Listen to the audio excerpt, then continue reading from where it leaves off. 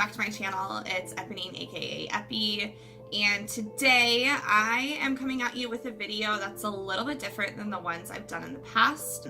I'm not sure if this one is even considered a true crime video. It's a mystery. And if you guys have heard of Dyatlov Pass in the past, then you'll kind of know what I'm talking about. But if you have not heard of the Dyatlov Pass incident before, then buckle in, because this one is pretty strange. Now, I do want to go ahead and do my disclaimer that when I talk about these videos, I mean no disrespect to anybody involved, no offense to anybody involved, any of the victims or their families. This is simply information that I have taken off of the internet and compiled it into one location so that people who are interested in this case can come to one place for a lot of info. So without further ado, let's go ahead and get into the Dyatlov Pass incident.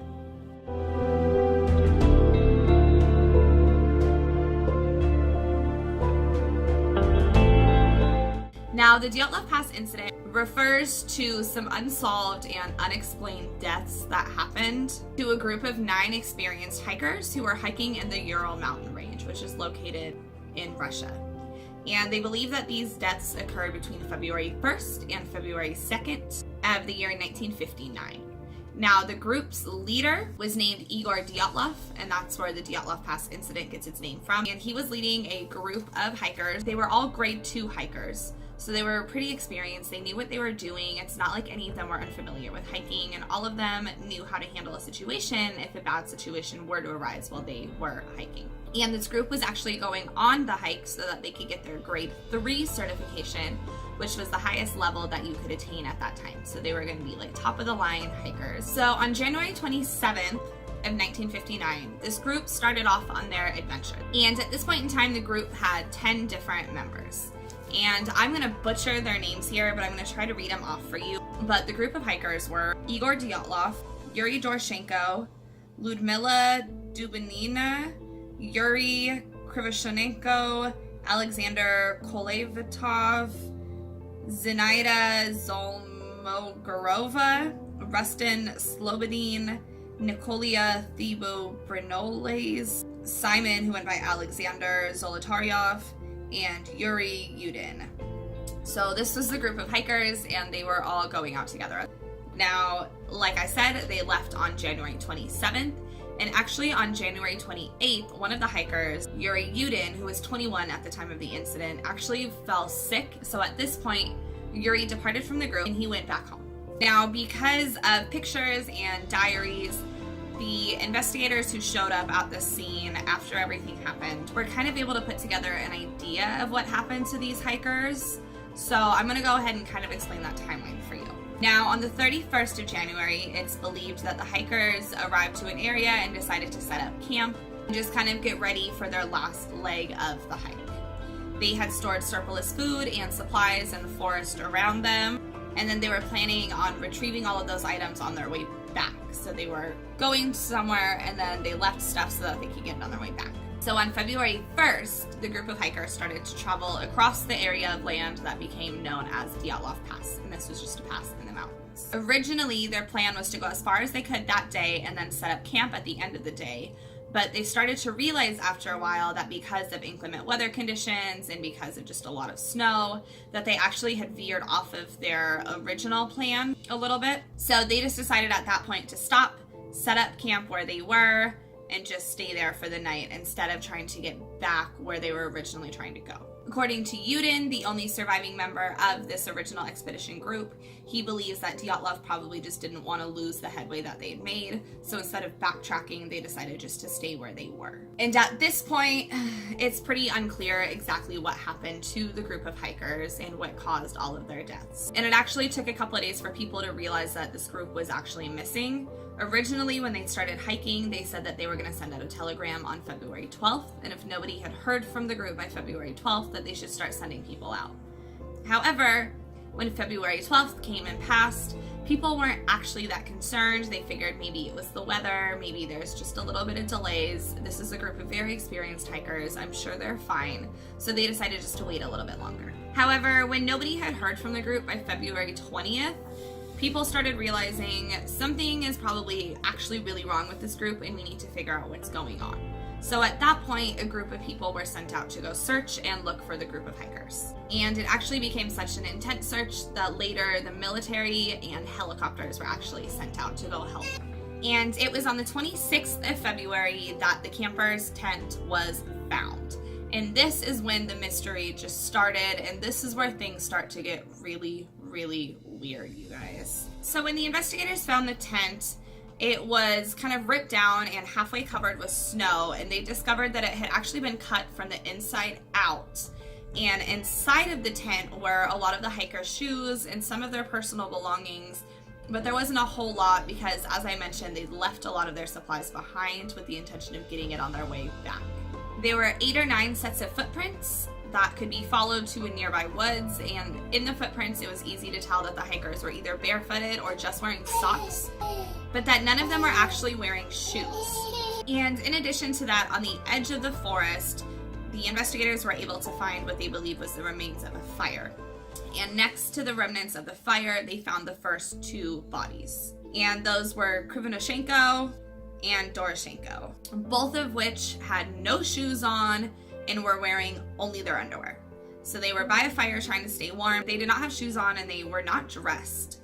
They were in very, very cold weather conditions. Obviously, they were hiking in mountains, there was snow, and these hikers were essentially naked except for some underwear. So that was the first red flag that things are really, really strange up here. Between the trees and the camp, the investigators were able to find 3 more bodies. These were the bodies of Dyatlov, Kolmogorova, and Slobodin, who all died in poses suggesting that they may have been trying to make their way back to the camp. So all of them were facing the direction of the camp.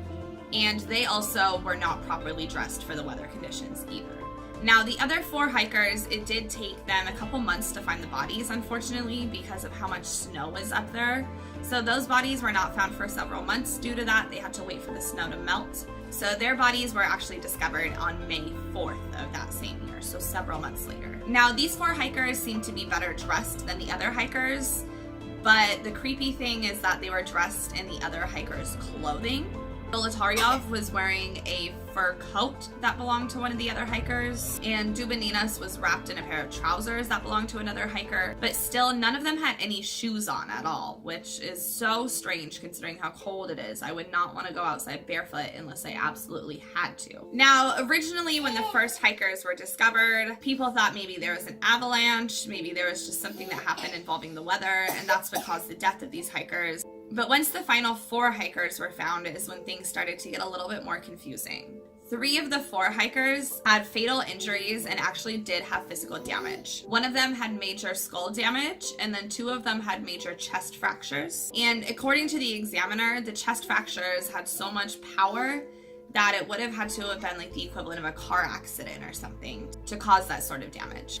In addition, the bodies that did have the chest damage had no physical markers to indicate anything, so it's not like a tree had fallen on top of them, because then you would have seen bruising, you would have seen physical marks on the outside.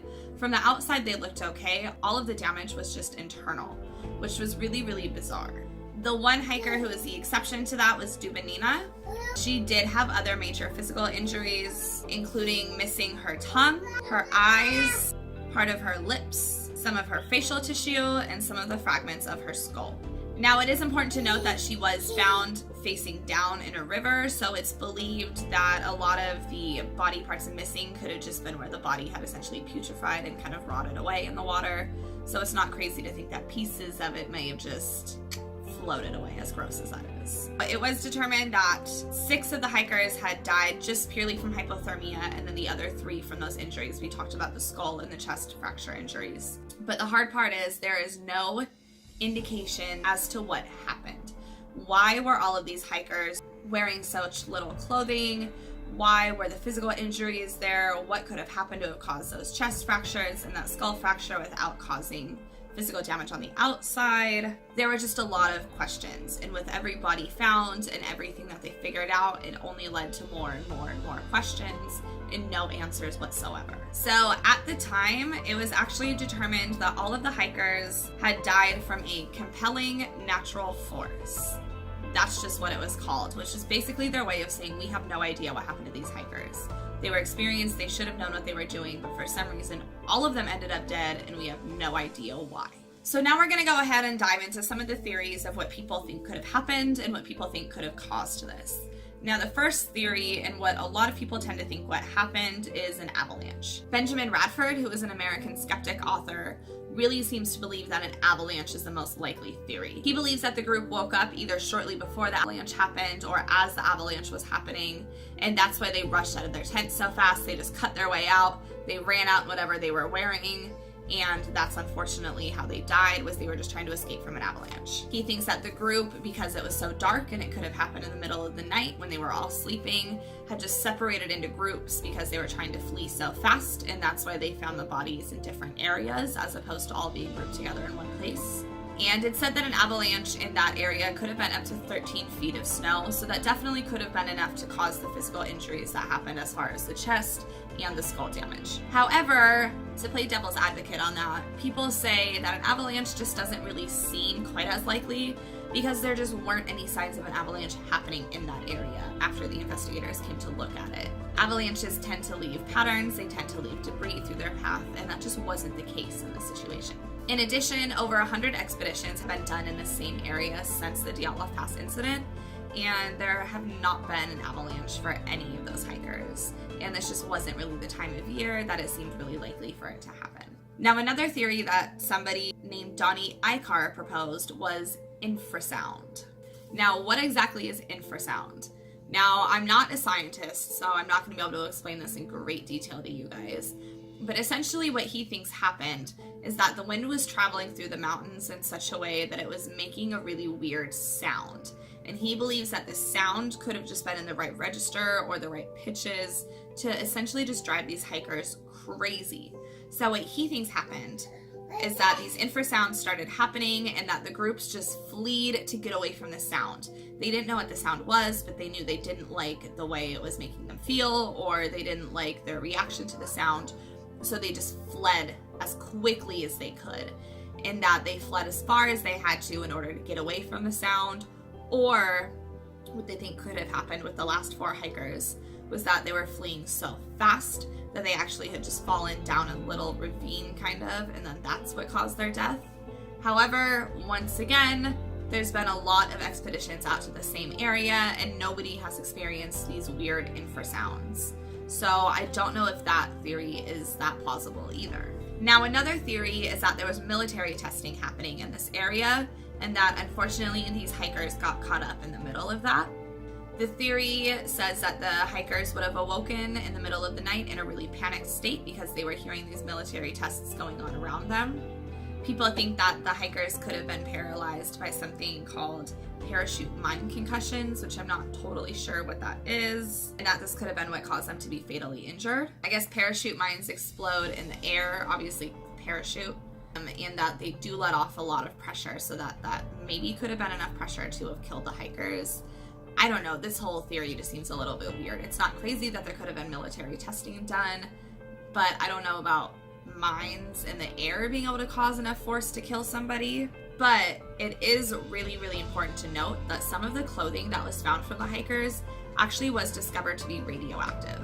So I don't know about this whole parachute mine thing, but the thought that the military could have been behind it in some way isn't really that crazy, because obviously if they were the reason why a bunch of these innocent hikers died, there would have been some sort of cover-up and they would never admit that they did it. Now, as far as the undressing, there is something that kind of explains why they would be undressing. And this is something called paradoxal undressing, where when you are suffering from hypothermia, so when your body temperature is colder than it should be, for some reason you'll feel like you're super hot as a response to that. So people who are going through hypothermia will actually strip off all of their clothing instead, which is counterproductive because you need that clothing to stay warm, but in their minds, they're too hot, so they need to take their clothes off to cool down. So they think that paradoxal undressing could have been why a lot of the hikers decided to take their clothes off, but again, they don't really know. And if there was the paradoxal undressing, it doesn't explain why the one group of hikers was found with clothing of the dead hikers, unless they had this paradoxal undressing and then lived a little bit longer and realized, oh, we need to put our clothes back on, so then they did. But nobody's really sure. Now, the craziest theory, and the one that I do not think is plausible at all personally, if you want to believe in this, that's totally your prerogative, that's totally fine, but for me, I don't think this is the most logical explanation of what happened, but that is that a Russian yeti, so like an abominable snowman, a Sasquatch type of person, killed the hikers. And in 2014, the Discovery Channel actually did a special called Russian Yeti, The Killer Lives. And in this documentary, they go over the theory that maybe a Russian Yeti was the cause of these hikers dying. But that to me, it just doesn't seem logical. I live in Washington State, which is a huge like Bigfoot state. Sasquatch is huge here. You know, it's a really, really big urban myth in this part of the country. But even being a Washingtonian, Yetis just don't seem very believable to me, so I don't think it was a Russian Yeti, personally. And as far as the theories, those were the major ones that I was able to find. There have been hundreds of theories as to what could have happened here. Everybody wants to come up with some sort of an explanation, because I think that's kind of human nature. When you have a mystery and you don't have an answer, you're going to try to find the answer for it. So there have been hundreds and hundreds of different ideas of what could have happened to these hikers. And the cool thing about this case is that I started researching this a couple weeks ago. I wanted to do a video on it. I've heard about Dyatlov Pass years ago, and I just thought it was super interesting. I love these mysteries where nobody understands what happened. And within this last week, the Russian government has came out saying that they are reopening this case. So there are still enough people out there who don't have answers, who want answers, that the Russian government finally said, okay, we're gonna look into this. So it's actually been determined that in March of 2019, they are going to send a group up to Dyatlov Pass to do more research and to try to figure out what happened. So if anything is discovered there, I will absolutely make a video for you guys and update you, let you know what was found. I'm really hoping that they're able to finally solve this mystery, even if it's something as simple as an avalanche. I think it would just be nice for people to have answers, especially the families of the hikers who were involved. If you are interested in Dyatlov Pass, I insist that you do a little bit of your own research. There is so much information out there, and I'm really curious to see what you guys think happened. So please go ahead and put your theory down in the comments below. Do you think it was that infrasound? Do you think it was military testing? Do you think there was an avalanche? What do you think happened that could have caused this? I really like it when people in the comments get into a discussion and it kind of turns into a little discussion thread, but please be respectful always. So yeah, that is it for today's video, you guys. Thank you so much for hanging out with me and for giving me a little bit of your time. I really appreciate it. If you enjoy content like this, please be sure to give me a thumbs up and hit that subscribe button. And if you want, you can even hit that little bell notification. That way you'll be notified as soon as I upload new videos. So yeah, that's it for today. I love you all very much, and we will touch base soon. Bye!